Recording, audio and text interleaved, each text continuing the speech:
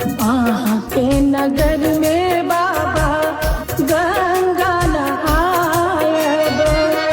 आहा के नगर में बाबा गंगा नहायब।